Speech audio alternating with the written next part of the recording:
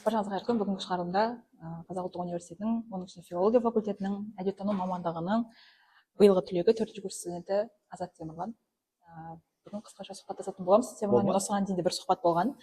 Инстаграм желісінен көре аласыздар. Бір 3 минуттық. Бүгін соны бір толығырақ, тереңірек сұхбаттасуға тырысамыз. Болмаса Азат Темірлан деп қойсаңыз. Тып-тыныш жүретін, көзге көрінбейтін, бірақ ұстаздардың сүйкімдісі, ақын. Бірінші курста бір өзім Мегамозг деген өзім аты бар. Одан кейін білмеймін қалай болған. Қазір өзіміз бірге баға береміз. Темірлан, Қазақ ұлттық университетіне, жалпы филологияға, оның ішінде әдебиеттану мамандығына қалай түстіңіз? Мен негізі мақсатым мұғалім болу болды, қазақ тілі әдебиеттен. Сосын именно мен түсетін жылы, короче, мен казуге түскім келді еще. Именно мен түсетін жылы казудан алып тастады педагогиканы. Сосын сол таңдау керек болды, АГУ, СДУ, казудан.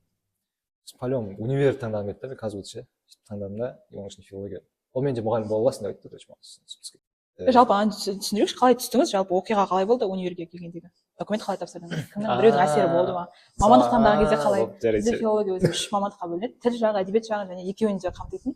Соның ішінде әдебиеттану деген мамандық тапсырдық. Сол әдебиеттануға негізі мен документ тапсырдым. Өзім Алматыда тұрғаннан кейін документ тапсыруға, короче, бүкіл универге барып шыққым келді. Сөйтіп АГУ-ге де бардым. СДУ-ға да бардым. По-моему, документімді СДУ-ға тапсырдым. СДУ-ға бардым, документ тапсырдым. Бірақ бірінші очередь казу жаздым, короче. Казу филология. Сосын түстім деді, короче. Түстім да казуге документтерімді қайтадан әкелдім. Сөйтіп тапсырып жатқан кезде осы үшеуін таңдайсың деді, короче. Маған негізі бәрібір болып тұр, қайсысына түссем де негізі. Сосын жалпы казгуды оқысаңыз болды. Казуды оқысам болды, әйтеуір филология. Алдымда бір жақсы бір қыз отыр екен. Әйтеуір бір қыз отыр, әйтеуір жақсы бір андығын қараған жоқ, просто қыз отыр. Сосын тұрды, тоже филология ма дедім, деді да, қайсысын таңдайсың дедім, әдебиеттану деді. Сосын өзі де маған әдебиеттану түс деді, короче. Үгіт деді. Үгіт деген жоқ, түс деді просто. Қыстады. Мамаға бір қарадым да, не бар дедім, әдебиеттану. Сосын әдебиеттану ойлай қалдым мен, короче. Шығармашылық болады деп ше, бізден шығармашылық болады. Оказывается, сол әдебиет зерттеу екен ғой, әдебиет, не ондай, біз әдебиет шығарамыз деп ойлай қалдым. Сосын похуй деп әдебиеттануға түсіп кеткен ғой. Болды, өкімет. Өкімет пе? Бәрі good. Сонымен әдебиеттану мамандығы жайлы қысқаша айтып өтіңізші. Қандай екен, не шығарады екен, не шығармайды екен? Бірінші очередь әдебиет тану деген сөз бар екен, короче, соңынан беру керек екен. Мен әдебиет ту деп ойлап қалдым. Ту деп ойлап қалдым, короче, әдебиет тану болғаннан кейін ол зерттейді екенсің. Ғылыми екен. Осы жер ұнаған жоқ негізі маған. Слишком ғылыми. Шығармашылыққа қатты бір не жоқ. Көңіл бөлмейді. Қалай болу керек? Студенттен шығармашылық қалай жандану керек, қалай шығу керек, көріну керек? Мне кажется, андай бөлек керек сияқты, андай тану бөлек и әдебиет шығармашылық бөлек. Бірақ ол шығармашылықпен айналысу студенттің өзіне байланысты деп ойлаймайсыз ба? Өзіне байланысты. Әркім өзі жеке. Андай сабақтар болса, өлең шығарып, немесе шығарма жаздырып ше. Белгілі бір тақырыптарға. Бірінші курстан бастап, 4-ші курсқа келгенбіз. Сол кезде кішкене білмеймін, қызығырақ болатын. 4 жыл қалай өтті жалпы? Қорытындылап баға беріп қарайықшы. Бәле ұзақ болды. Сол ұзағынан сөйлеңіз. Мысалы кейбір адамдар болады, 4 жылын ғылымға арнап жүретіндер, немесе 4 жылын жоқ, маған бұл сабақ қызық емес деп шет жақпен жұмыспен айналысып кететіндер, активистикамен кететіндер де бар. Темірлан бізде өзі активистикада да жоқ, белсенділігі төмен студенттердің бірі. Не, сабақта да жоқ деші. Сабақта, иә. Былай деші. Жоқ, бір келсе келіп кетеді, бір жоғалса жоғалып кететін студент. Өзімді іздеу деп айтатын шығармын. Іздеуге? Андай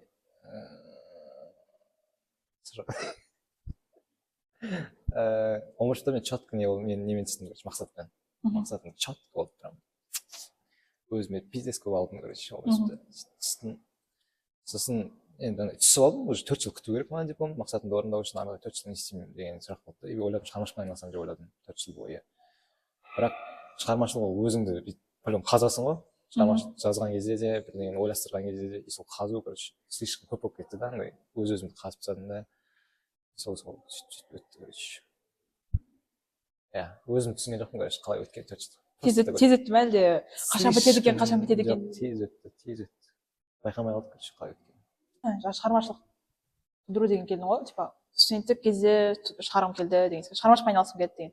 Шығармашылықпен айналысу қалай жүзеге асты сенде? Шығармашылыққа жақын студент ретінде, адам ретінде? Иә.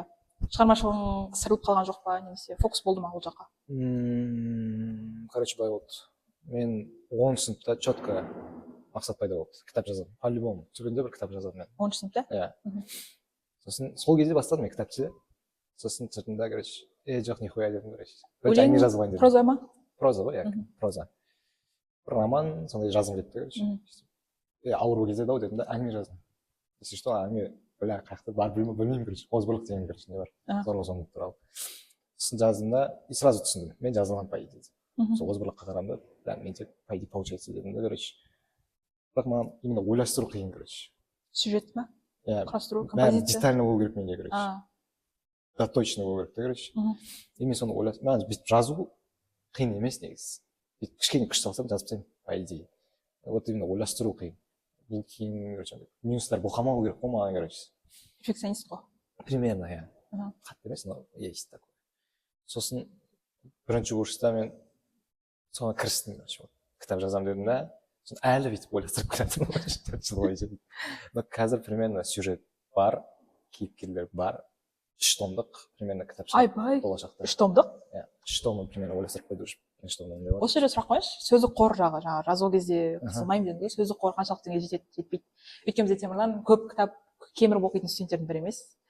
Қанша кітап оқыдыңыз жалпы 4 жылда? Соны сұрай берейінші осы жерде. Мен оқымадым 4 жыл бойы. Жоқ, енді бір-екеу бар шығар енді 4 жылда. Үгіттеп оқытқанда бір шығармалар болды. бір естіген универмен оқытқандар бар ғой, оның бәрін онлайн оқыдым да, бүйтіп кітап ашып бүйтіп оқыған жоқпын ешқайсысын. Бүйтіп оқыған кітабым жоқ, короче, 4 жыл бойы. Прикинь. Кітапханаға барып, вообще мүлдем. Жет электронды айтайықшы. Ондай көп, ұмытып қаламын. Көп па? Көп шығарма оқыдыңыз ба? жоқ, енді универде қандай берді, соны оқып отырдық қой. Тапсырма береді, соларды оқып отырдым. Сөздік қорыңыз демек 3 томдыққа жеткілікті деңгейде ме? Сөздік қор жеткілікті деп ойлаймын. Өйткені қалыптасқан жазушылардың өзі сөздік қор жағынан қиналып жатады. Бір томға ай жаза алмаймыз. Қазір қатты сөздік қор керек емес, біріншіден. Пиздец жазатын. Мұхтар Әуезовтар керек емес қазір. Но при этом тоже жұқа болған, ондай не болмау керек қой енді. Онша емес болмау керек қой. Нормально жазылу керек. Көркем жазылу керек. Қарабайыр болмау керек. Иә, көркем жазылу керек бәрібір. И оған жетеді деп ойлаймын. Енді ол прозаны қашан бастамақсыз? Айтып өтіңіз. Сосын мен кітап жазған кезде бір кітап оқып жатамын ғой мысалы. Сосын барып жазсам әдемі кетеді, короче. Кітап оқымай кетемін ғой, орысша видеолар қарап оқып кетемін ғой, сол кезде сәл тілім несе қалады. Иә, осы сана ғой. Жаза алмасаң оқы, оқи алмасаң жаз деген. Иә, шығады. Бағанағы қашан жазып бастамақсыз? Жоспар. Ойластырудың өзі 80% тұрады, короче. 20% бітсін, сосын барып жазамын. Жоқ, қазір бір пландар бар ғой шығарманың? Иә. Қазір кейіпкерлердің бейнесі полный біту керек. Өйткені кейіпкерлер дамиды ғой 3 томда. Сол нәрсе бітсе, сосын сюжеттегі андай нелер, детальдар. И чеховский оружие сияқты. Басында кездесетін нәрсе кейін соңында деген сияқты. Сонда примерно бітсе, по идее, жазып болады. Қашан біз 3 томдықтың авторы Темірлан деп Вообще. қараймыз, көреміз, таныстырамыз. Бірақ мен негізі бекер айттым ше, бірдеңе айтсам істеймін оны. Мен бұны естіп, мүлдем қаншалықты жиі аралассам да. Бірінші рет айтып отыр. Эксклюзив деп отыр. Эксклюзив. Жоқ, кітап жазамын деп жүргенмен негізі бәрі біледі. Бәрі айтады. Қашан? Біз поэзия жағын ойлайтынбыз бұны. Кішкене өлеңдермен бір жинақ шығады шығар деп. Поэзиядан тоже жазылып жатыр. Поэзия. Андай менде 4 жылда мен поэзияның өзгергені тақырыбы жоқ, короче. Похуй етіп фристайл ете саламын. Кішкене жазамын да. Жинай беремін. Сондай бағып қоя, короче. И рет жоқ қой, короче, өлеңдерде. Бұрын мен четкий тақырыбы болады да, соны тақырып жазасың ғой. Бір өлең дайын деген сияқты. Қазір ондай жоқ қой, бағып қояды. И ана бәрі шедевр ғой. Еще Темірлан бір кеш беремін деген сияқты бір жоспарлары болған еді. Бергім келді. Мен рэп тыңдаймын, музыка көп тыңдаймын. И мен альбом деген нәрсе слишком менде андай не. Айтсам шабыт береді маған альбом деген нәрсе. Музыкада да соның біреудің альбом шығады ғой, рэперлардың, Кендрик Ламардың, Зактың альбомы шықты деген сияқты. Соны концепция болады альбомдарында ше, и мен соны кайфовать етемін, короче. Бірінші өлеңмен соңғы өлең байланысады, ананы кайфовать етемін. Мен сондай альбом жазғым келген, бірақ поэзия менде өйткені рэпқа не жоқ қой, музыка жоқ. Сосын чисто поэзиямен сондай альбом жазғым келді да. И солай кеш бергім келген негізі. Бірақ оны айтамын да, бля, нахуя деп. Мен өйткені оқимын. Мен текстті бүйтіп біреу бүйтіп қарамаса, мен оқыған кезде оны түсінбейді оны. Мысалы, иә. түсінікті емес менің өлеңдерім, короче. Оны бүйтіп прям текст қарап отырып бүйтіп түсіну керексің да. Сосын одан кеш берсем, оны ешкім түсінбесе, оны нахуй надо дедім. Әдебиет әркім әрқалай түсінеді, және әркімнің түсінде әдебиет әртүрлі. Сіздің түсіңізде әдебиет дегеніңіз не? Оған универге дейін әдебиет сіз үшін не еді, және универден кейін қазір сіз үшін әдебиет дегеніңіз не? Универге дейін де, кейін де өзгерген жоқ. Сөз өнері болды. білмеймін осы бір сөз айтады. қарапайым сөз короче бәрін айтамын осы үшін мен еще күләш апай айтамын орысша сықағанбыз болды ма деді ма не деді? иә типа сөз Осақ өнері па? ана ма сонда натуре сөз өнері мен просто ондай осыны суретші ашыңызшы онда сөз өнер деген түсінбей қалғандар болса. сөздер бар ғой содан өнер жасайсың көркем туынды жасайсың болды ғой өлең де сол проза да сол ғой просто сөздерді дұрыс қолдана беріп дұрыс красканы мысалы сурет бояйсың ғой сол сәтте сөзді дұрыс істей берсең болды ғой Жалпы сіз неге ғылымға қызықпадыңыз? ұнамайды просто Ғылым ұнамай ма? Иә. Неліктен?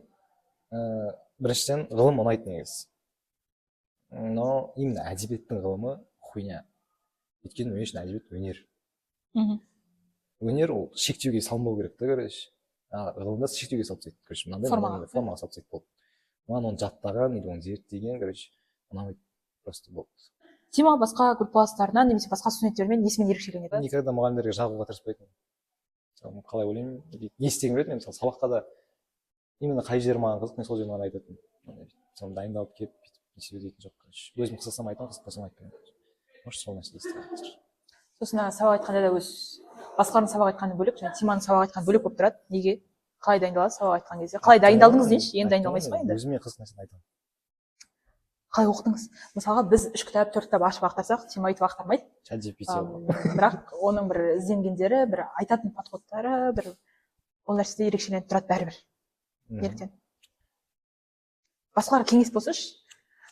айта алмаймын оны білмеймін іште шығады ол бір рет сабақты қарайсың да сол тапсырма береді өзің ішіңде пайда болады ғой қызығушылық мынау қызық екен мынаны айтайын мен мына жерін айтайын осы жерін өзім зерттеп өзім үшін қызық нәрсені көрейін деп сондай болады мен ChatGPT қолданамын ойнаймын кітап оқымаймын но ChatGPT-ні өзін қолданып ChatGPT қашан басталды өзі? 3-ші курстан соң ба? 2-ші курс? мен 1-ші курстан бастап қолданамын біз бірмен екеуі мен білген бірінші жоқпыз. қолданған адамды айтамын Ойбай. бірінші қолданған адам менен кейін бәрі бастады ChatGPT білмейтін группаға кірсе ChatGPT не екенін но мен қолдандым и оны қолданып білу керек негізі өйткені мен ChatGPT-дің айтқанын айтпайтынмын ChatGPT-ге прям іздеп сұрайтынмын да жаңағыдай сайттардан қара кітаптан қара стиль ғой стиль сен тоже киім таңдайсың ғой мысалы иә әр студент өзінің бір стилін қалыптастырып алса иә ол да әдемі өте қолыңа не түссе соны кие бермейсің ғой айтасың мынау маған ұнап тұр мынау прикольно екен деп киінесің деген сияқты ғой сен өмірде таңдайсың ғой вкус қой сабақта да солай айту керек та алдағы уақытта осы видеоны көріп отырған филфакқа түсушілер болатын болса оқушылар филфак деген не өзі филология деген әдебиеттану мамандығы жайлы білмейтіндер студенттер де бар бізде 1-2 курстарда оларға қандай кеңес айтасыз не істе дейсіз жалпы филфакқа түскісі келетіндерге дейікші оқу екен түскіремін түсіремін түскеннен кейін де шығып кетпейсіңдер ойлаймын оқи бересіңдер ғой кейін өкінемін деген секілді ойлар болса ше мысалы негізі мұғалім болғым келеді бірақ филфакқа түсіп кетсем қалай мақсаты айқын универмен мақсат қоюға болмайды короче мынандай мамандыққа оқимын мақсат ол уже мамандықпен байланысты болу керек или сен бір жолыңа байланысты өмірлік жолыңа байланысты болу керек та духовный болу керек та и ондай нәрсе мақсатың болса сен қарамайсың түстің ба натуре мақсатың келген шығып кете саласың деген сияқты в общем универ ол бір не емес маңызды бір нәрсе емес негізі түстің ба түспедің ба оқыма 4 жылда маған бір пиздец білім берді деп айтпаймын мен негізі мен орнында 1-ші курстың 1-ші курсқа енді сүйіндеп жатқан 11-ші класты енді бітірген темірлан отса не айтасыз? темірлан отса? Иә осы жерде отыр жаңада жаңағы ақ футболкасымен сумкасын келіп түс деп айтатын ба едіңіз или жоқ басқа жаққа? жоқ түс деп айтатын иә осы мамандыққа демек өкінбейсіз иә енді айттым ғой бағана айттым вообще мен бопты казгуда сосын филологияға түссеңдер сабаққа келмей ақ қойсаңдар болады мұғалімдер қойып берсін осы нәрсені мен сұрағым келген филологияда ұлдарға неге басымдылық береді жоқ басымдылық бермейді бұл жерде неге еркелетеді деп сұрау керек па әлде неге көтермелейді деп сұрайыншы ұлдарға емес ол целом жоқ мысалы салыстырмалы түрде қарайтын болсақ қыздар 5 күн келсе ұлдар 2 күн келсе олардың бағасы тең болуы ықтималдығы көп неге 2 күнге көрсеңдерші просто сендер өздерің жалпында бәрі аласыңдар білесің біз сияқты даже 2 күн барсаңдар негізі сендерге де қойып береді жоқ қыздарға көбіне жай ұрсады ұлдарға да ұрсады ұрсады демек барлығына тең қарайды деп ойлайсыз ғой тең қарайды просто тең қарайды и андай похуй қарайды короче бірақ андай деп ойламайсыз ба филфакта ұлдар аз болғасын жоқ енді бар шығар ондай кішкене сүйкімді көрінеді деген секілді бірақ прям қатты көрінбейді маған но бар шығар аз болғаннан кейін ғой иә соны филфакқа түсетінге дейін 1-2 ұл боламын жалғыз ұл боламын деп ойладыңыз ба қыздардың арасында жоқ негізі көп 5 ұл болатынын білдіңіз ба сездіңіз бе мен андай ойлаған да жоқпын короче мен группам мынандай қалай ойламайсыз ойлаған жоқпын натуре айтамын андай как будто мен бір мектепке баратын сияқты тоже класс болады деп сөйтіп ойладым и андай но маған әдебиеттануға түсіп жатты ғой, короче. Әдебиеттануға түс деп айтты ғой маған. Сол кезде тоже айтты, ұлдар негізі әдебиеттануға көп түседі дейді. Сосын 5 жыл болды, 9 ақ қыз, 4 ақ қыздың адам разница бар, тоже қатты байқалған жоқ. иә біздің группада қатты байқала қоймайды. Универді бітіргеннен кейін, дипломды алғаннан кейін сен мынаны қайдан көреміз? Жоспар емес, менің нақты жоспар емес. Одан кейінгі нелер өзіңіз қалай елестесіз бе? Универ бітіргеннен кейін қалай болады? Ол мұғалім боламын ауылда. Демек мақсатыңыз айқын. Универ бітіргеннен кейін, диплом алғаннан кейін ауылға барып мұғалім боламын. Мұғалім боламын. Диплом. Басқа группалармен салыстырмалы түрде сен бұдан бізде өте бір бауырмал, жақын группалардың бірінде оқыды. Енді осы жерде группа жайлы бір сөз сұрайық. Группаңыз қандай группа болды? Группа мен түспей тұрып іздедім. Мен жаңағыдай қияли ойларды түсінетін адам болған жоқ шаңда. Болса да бір-екі уақыт, короче. Мен группаға түскен кезде бәрі сондай болады деп ойладым. Бәрі қияли, короче. Әңгімелесеміз солармен деп жаңағыдай. Әртүрлі нәрселерге, өмірдегі, әлемдегі деп сөйтіп түстім. Но, короче, ондай нәрсе байқаған жоқпын. Но, по-любому бәрі біртүрлі болды, короче. Біртүрлі адамдар болды. Оны мен 8 мартта өлеңге де жазғам. Маған сол нәрсе ұнады негізі. Қызық болды, короче. Бәрі бүйтіп біртүрлі ауылдан келген, короче, бүйтіп. Айбай. Қарайсың, кім ауылдан келді? Ауылдан келген болғаннан кейін, әр жақтан келген. Алмандай екен деп зерттеп қарап қызық болды негізі. Одан кейін уже бәрі сол Алматының кәдімгі подростковый есіне кірді ғой, молодежь образына кірді, короче, жұмыс істейді. Сосын уже қызық емес болып бастады маған, араласқан олармен. Солай қызық емес болып кетті ары қарай. Уже нормальный адам, просто қасында жүрген группа деп, короче, сондай болып кетті. Жалпы группаға қандай баға бересіз? Қандай группа болды? Белсенділік жағынан, оқу жағынан, негізі білім жағынан? прикольно болды группа, өйткені басқалармен салыстырғанда, басқа тоже біреуде группа жоқ вообще, короче, қуанамын негізі осындай группаға түскеніме. Қызық кездер де болды, нормальный кездер де болды. В общем, бірге жүрдік, бірге күлдік, естеліктер бар. Өкінбеймін, нормально. Кітап оқымай-ақ филфакты бітіруге бола ма екен? Смело.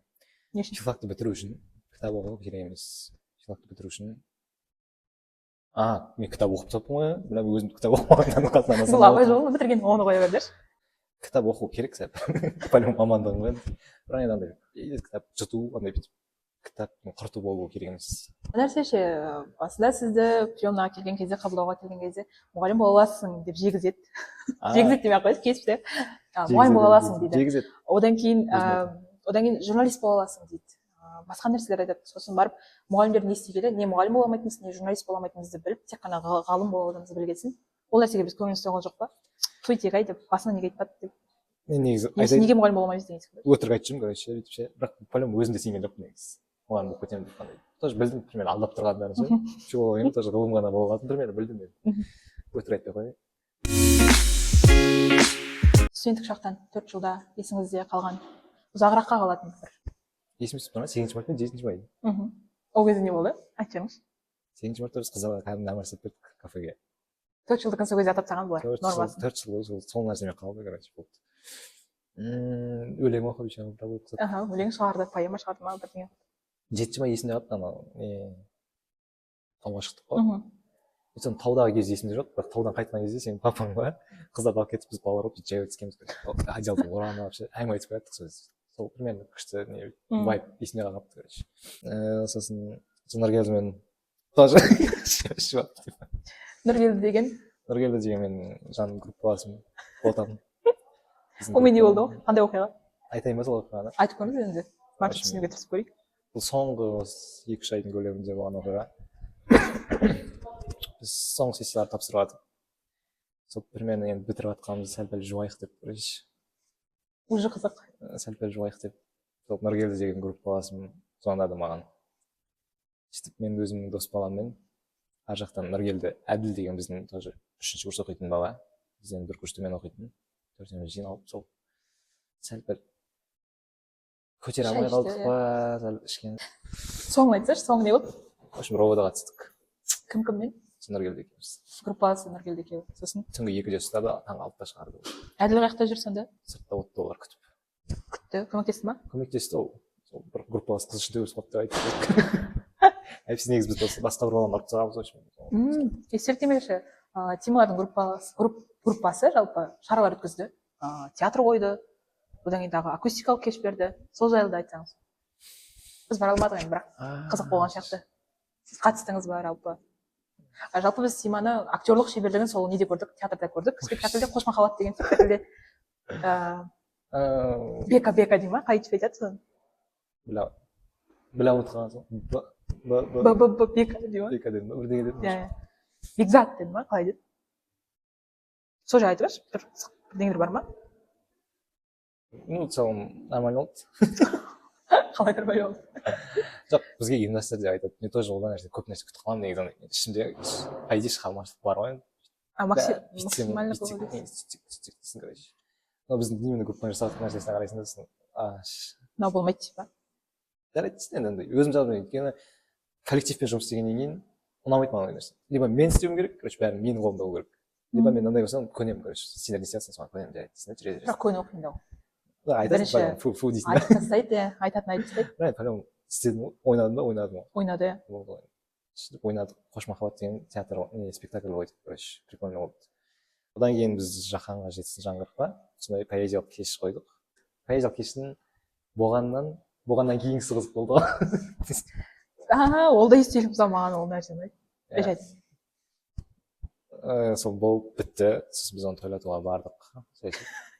Жалпы қызықтың нәрсе тойлату кезде екен ғой. Сосын сол хатаға барып оттық. Футбол көрдік. Өйткені Қайрат ол кезде лига чемпионатта ойнап жатқан. Перваштар бар, Трипаш Жантөре бар. Жантөренің атын айтып қояйық та, кейін еске аласың. Бәрі ұйықтап қалды. Сосын Айсұлу деген бізде әдемі өте жақын досым, группасым бар. Жақсы, онда фотосын шығарып қоямыз. Сондай сырласып жылап қалғанымыз бар бір-бірімізге. Ойбай, таңға жоқ па? Жоқ, анау негізі қызығысын айтпай қояйын да. Жайт болып тұрған жоқ. Ол итак есінде болады ғой. Память того эфирға. Архив қарау керек емес, ол итак есінде болады. Негізі в целом өкінбеймін. Жақсы группа болды и жақсы есте қалды. Мен Тимадан естіп қуанып отырмын бұл жайлы. Енді мына нәрсені де сұрасам, студенттік шақтағы махаббат өзі ерекше болады дейді. Оқушы кездегі махаббат ол басқа, алғашқы махаббаттар басқа, бірақ именно осы бір студенттік шақтағы махаббат тәтті болады, басқаша болады деп жатады. Студент темадан ғашық болып көрді ме? Ғашық болса қалай ғашық болды? Жоқ. Соны әлі кездестірген жоқ ондай адам. Қалай ол? Бірден күттім ғой осы сұраққа, бірден күттім ғой. Жоқ, күткен жоқ, жалпы коммент айтпайсың ба сонда? Мен саған айтып тұрмын ғой, атын атап түсіністеу маған да керек емес ол нәрсені. Ашып болып көрдім. Деп жылап қалсаң, иә? Одан бөлек есіңізде қалған бір ұстаз бар ма, оқытушы? Мына бір ағай, мына бір апай, бір балама айтатын болған, балам сұраған кезде Арай апай деп қоясың ғой жаңа. Арай апай енді прикольно болды, өйткені бізге қай сабақтан берді ол кісі? орыс тілінен берді. И сол мен орыс тілінен нормально болғаннан кейін жемгіп барамын да. Ужас. Жоқ, негізі келе жатып білмеймін, Арай апайды маған не внимание көріп қалдым, короче. Тиісті ма, сол қолмен жазған ма, кішкентай ертең Арай апай көріп қазір. Сақ жазған ма, Арай апайды маған несі ұнады, бізге инициатива бергені. Сол прикольно болды. Одан кейін Гүлназ апай тіл білімін негіздерінен берді. Серқыз. Гүлназ Серқыз ма? Сондай Набиева, Гүлназ Набиева. Гүлназ апай. Өте мен мойындаймын ол апайды. Біріншіден өзінің мамандығы, өзінің пәні бойынша білімді. Любой нәрсеге жауап бере алады. Қандай сұрақ қойсаң да жан жақты білімді. Сосын жан жақты еще. Не только ол өзінің ғылымында ғана қалған, басқа нәрселерді. Иә, түрлі тақырыптан. И қазіргі заманауи нәрселерді де біледі. Анан еще бәрін андай естіп алған емес, кәдімгі өзі бүйтіп іздеген, зерттеген, нормально бүйтіп көз жеткен нәрселерін айтады. Сосын сол жағынан прикольно болды. Одан кейін мұғалім не только білімді мамандығын меңгерген болған ғана емес қой, адамдармен жұмыс жасап тұр. Сол жағынан да Гүлназ апай бәрімізге бізге қарауы, бізбен сөйлесе алуы, бізді аша алуы ұнады. И одан кейін сондай апай болғаннан кейін одан кейінгі қарым қатынасың да жақсы болады. Қазіргі көзінде көрген кезде жылы. Иә. Екі апай да бізде, Арай апай да, Гүлназ апай да қазір Инстаграмда неде қолдап отырады. Ерекше атап өтетін кісі ол Фатима Қозыбақова деген кісі. Ойбай, Қозыбақованы еске алған. Бұл кісі бізге тарихтан берді.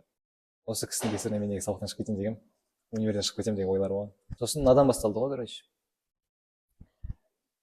Біз кабинетке бардық, бірақ ол кабинет занят болып қалды да, біз басқа кабинет ауыстырдық, короче. Мен прям четко есімде бұл история ше. Кабинет ауыстырдық. Біз кабинетке ауысып бара жатқан кезде ана жақта талпа тағы адамдар тұрды, басқа группаның адамдары. Соның артына келіп қосылдық та, мына жақта бір бала тұрды, тоже бүйтіп амандасып жүрген бала. Таңкош екеуміз, Таңкош деген тоже группалас атап өтейік. Суретін тұрдық, Таңкош. Екеуміз тұрдық та сол баламен сөйлесіп қалдық, үшеуміз тұрдық сөйлесіп тұрдық. И сөйлесіп тұрған кезде оказывается сендер кіріп кетіпсіңдер өзі. Жақта негізі талпа адамдар тұр ғой, біз байқамай қалыппыз. Арттарынан барып кірдік, кешігіп, сол кезде неғып кешігіп жүрсіңдер деді ғой. сосын апай дедім да мен жаңағыда балалар тұрды біз көрмей қалдық, короче, анау деді. Сен неғып маған сөз қайтарып отырсың деді, қатынсың ба не деді, короче. Сразу осы жерде бүйтіп шатым тай кетті, короче. Жауап беруге болмай ма не деген сияқты. Содан бастап, короче, бізде андай оқымайтын деген сияқты жаттап алды ол кісі. Оқымайтын балалар деп. Бүкіл лекционный залға келіп, оқымайтын. Біз дедік, короче, Азат Темірлан бар ма дейді. Бармыз. Оқымайтын бала бар екен ғой дейді, короче. Бізде группада 5 бала. Апай тұрады да, негізі еркектердің маңызы зор, негізі рөлі жоғары. Мысалға, осы группаның өзінде 3 еркек отыр дейді, көшекем сәди айтпай кезек. Ондай нәрсе маған негізі қазір ескандай прикол, ол кезде прям шатым қайдыратын. Өйткені ол кісі оқушының мінезін тыңдамайтын, короче. Чисто менікі дұрыс дейтін сияқты болатын. И сол қалай бірінші немен жаттап ала ма, сол нәрседен қалады, короче. Өзгертіп ойын. Сен бір нәрсемен оқымайтын сияқты көрініп қалма, болды, да нәрсе оқымайсың. Сен бір нәрсемен көтіне кіріп қалдың ба, болды, сен мықтысың, сен күштісің. Иә. И көтіне кірген жақсы көретін сөз тоже. Бірдеңелерді істеп берсең, ой, деп сондай нәрсе ұнамайды маған. Ол кісі базар білімді шығар, бірақ мұғалім ретінде мен мойындамаймын ондай кісілерді. Өйткені ол оқушымен жұмыс істемейді, короче. Екінші курста 45-те отырамын. Алдыма 2 жігіт отырды да. Тарихта кім мына? Қозыбақова ғой. Сайбол солсыз дейді. Мен мына жақта отырып тура алдым. Білді ажыратып қаламыз ол кезде. Қозыбақова травмасы барлығына. Бірақ бітіргеннен кейін енді одан сүйген жоқ болып қалды. Бірақ енді ағайлардан қандай ағай бір жақсы демей қойшы енді. Пазл ағай есте қалады. Сол образбен есте қалады. Маған бір нәрсе үйретті или әсер етті деп айтпаймын. Именно образымен есте қалды мен. Өте андай паң кісі ол кісі. Паң кісі. Тоже оқушыларға қалай қарайтыны, қалай сөйлейтіні ұнайды. Прикольно. Жыртып қалған. Пазл ағай бірдеңе десе жыртып қалған. Приколдар өте сосын ол кісінің. Иә, приколдар айрат. Жаман айрат. Свет өшір дейтін вообще. Өмірхан ағайды айту керек, осы прикол демекші. Өмірхан ағай. Сол мен адам ретінде білмеймін қандай айтам. Ол кісінің деп бата шығады. Ол кісінің қолынан абжан шығады. Кофеге жұмсайтын ағай мен 1 жыл салып бердім, бір жыл бойы кофеге жұмсап жүрді, короче. Сен алматылысың ғой, сен білесің ғой деді, содан басталып кетті ғой. Ол кісінің тоже приколдары өтеді маған. Сен білім бірдеңе әсер етеді. Тоже айттым. Приколдары айырды. Беттеріңе ремонт жасап келмеңдер ме? Қайын саған староста. Номерін жазып түнкіште сонда дейтіндер бар ғой. Бәрін жаттауым бәрін айырамын. Сосын бізде тема футбол жаққа қарай қызығады. Оқудан бөлек, сол футболға барғанда, футбол ойнағанда ұнатады. Футбол сіз үшін не?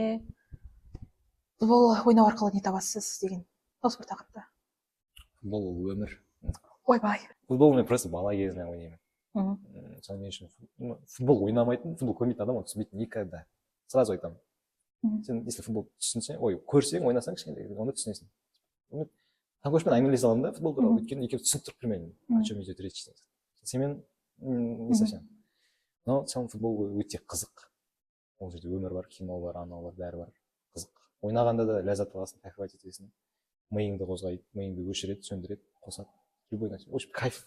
Просто бір сөзбен кайф. Мен сол футболист болғым келген. Арман ол мен үшін. 11 жасымда. Не короче өтем. Қайраттың академиясына, Астананың академиясына, и Турциядағы мен Нидерландтағы клуб бар, өтуге возможность болып тұрды менде. Ары қарай тағы бір ақша беріп жіберсем, короче, сол төртеудің біреуіне түсіп кететін, короче. Но бізде ақша болмай қалды. Плюс менде астма, денсаулық. Ақша, денсаулық, еще Қазақстанда футбол нам болмайды деген нәрсе бар. В общем, біраз себеп болды. Соның бәрі менің бір себепке әкелді ғой. Мен өз-өзіме сенімділік жоғалтамын, короче. Әлі күнге дейін бірақ футбол ойнаймын. Қартайғанға дейін ойнағым келеді негізі футболда. Көремін. Кайфовать етсем көрмеймін. Бізде дипломға дейін бір 3-4 ай бар. Жалпы осы уақытта не істеп жүр деймін? Немен айналысып жүр? Жұмыс істеп жүрмін. Кофе-бумда оператормын. Кофе-бум. Есте қалады ғой. Кофе-бум. Жұмыс істеп жүрмін. Арасында өлең жазып қоямын. Кітапты тоже былай ойластырып тастаймын. Музыка тыңдаймын, кино көремін. Ұйықтаймын, пиздец ұйықтаймын. Уақытта ұйқы. И достарыммен бірге жүремін пока. Көп. Қаңғырам көп. Ал диплом жағы не болып жатыр? Диплом жағы пока жоспар бар, примерно. Но мен дым оқымағанмын. Темірлан, болашақта сен, наверное, диплом алған шығарсың. Нормально. Жеті сұрақ. Очкин киіп ал, кемпімізің. Яғни, қысқа әрі нақты бір жауап берсең. Неден қорқасыз? Ештеңеден. Алдыға жүруге, өмір сүруге не жігерлендіреді? алдыға жүруге, өмір сүруге не жігерлендірді сізді? Мотивация не? Өнер, Талант па, еңбек пе? еңбек, Реалистсіз бе, романтиксіз бе? романтик. Сын қабылдай аласыз ба? Жоқ. Ашық, сойқан, пікірталасқа дайынсыз ба? Иә, До конца дейсіз. Әдебиет қоғамды өзгерте алады деп ойлайсыз ба? примерно. Өнер адамның саясатқа араласуына қалай қарайсыз? Нормально. Саясатқа бәрі араласу керек. Кішкентай баладан бастап бүкіл адам. Билік, саясат, жоғары шен, жоғарғы атақ, дәреже қызықтыра ма сізді және ұсынса қабылдай алар ма едіңіз? Мынандай, смотря қандай. Жалпылама жауап бере алмаймын. Халық қаһарманы болмаса бір халық жазушысы деген секілді орден тағамыз деген кезде. Ондай ұнамайды маған. Немесе жақсы өмір сүрсең акиматқа тарту.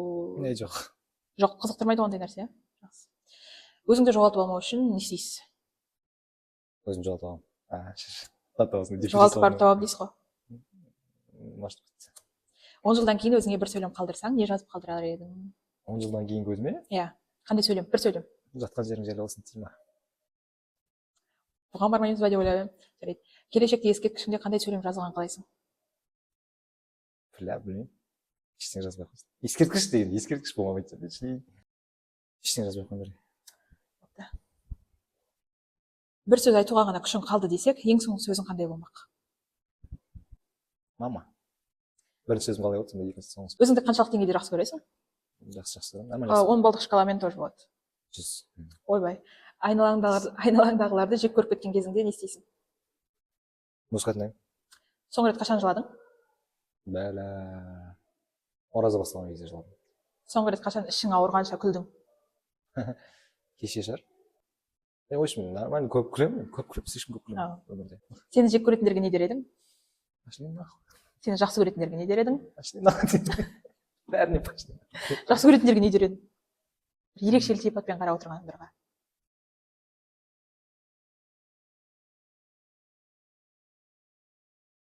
Түрмен айтамын ғой мен, сөзбен сөйлемеймін ғой. Бүгін бізде әдемі сұхбатта болған Тима. Тимаске көп рахмет. Бүгін бір ашылғаныңызға. Алғашқы қонақтарымыздың бірі болғаныңызға. Гонорарды Каспийға салып жібересің. Бопты, рахмет.